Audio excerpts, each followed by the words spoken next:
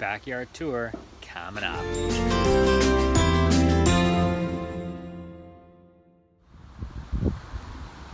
So I don't think this tour is going to be quite as long as the front garden tour, but nonetheless, let's go around and see how things are doing. So this is the northern wax myrtle that seems to do really well here. I've seen them actually. One of my neighbors has one down the street. It's pretty large, and what's cool about them is they stay evergreen till usually January, and depending on the weather, sometimes they'll stay evergreen most of the winter. This year it did stay mostly evergreen, and then the leaves dropped off sort of like early spring. Lots of ground cover here. This is like a variegated blah blah blah blah blah. It's gonna get me right now. Oh, I can't think of it. Why can't I think of it?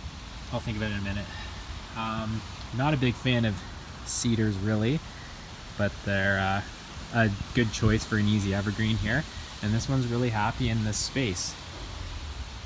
Periwinkle, variegated periwinkle.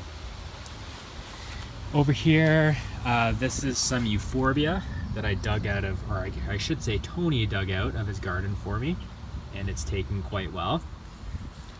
This is the lovely looking teddy bear rhododendron. This one had some damage from mice over the winter time. But you can see that it's coming back nicely, and what I love about these ones is the very soft undercoating that they have. Here is a Viburnum that I purchased when I was in Niagara Falls.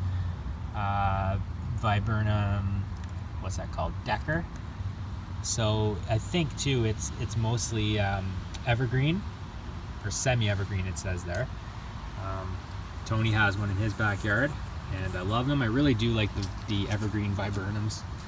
They're pretty cool. And Periwinkle, as you can see, I really do have to keep this under control because it loves to spread. Magnolia virginiana, Northern Belle. So this one did get a beating when I took it out of the ground in my old place, but it's recovering nicely, and all these leaves here are from last year at the bottom.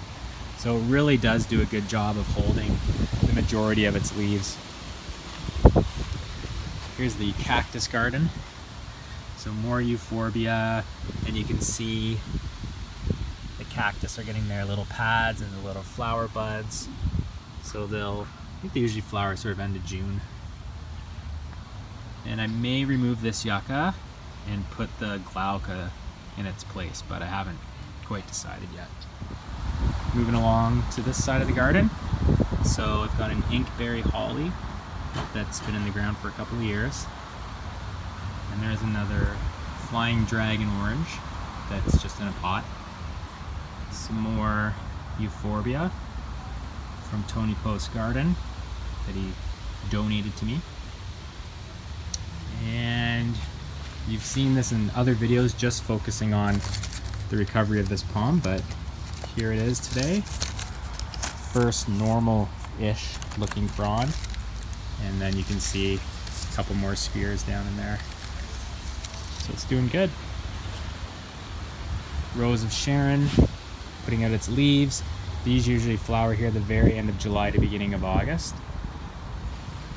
And this rhododendron put out an amazing show of flowers this year.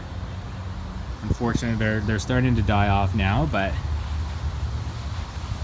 just an amazing show.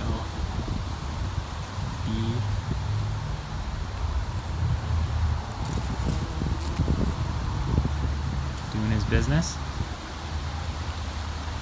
This mountain laurel is really happy.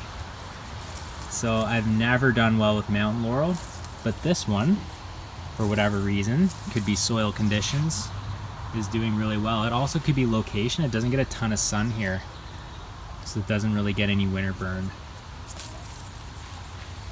My euonymus tree looks amazing.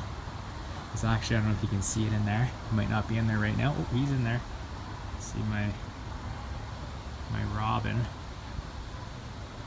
There he is. She is. Her eggs should be hatching any day now. So this has done much better since I diverted the water away from the roots. So looks really healthy.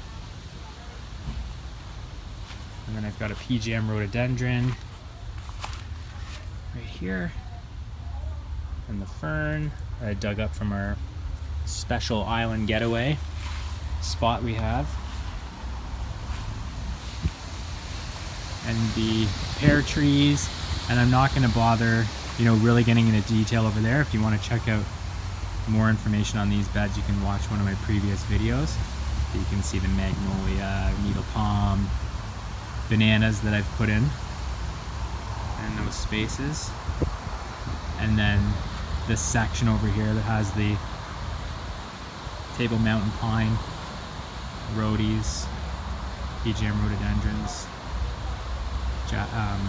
what's it called? I'm gonna forget the name of that. Broadleaf evergreen. So yeah, that's my update, guys.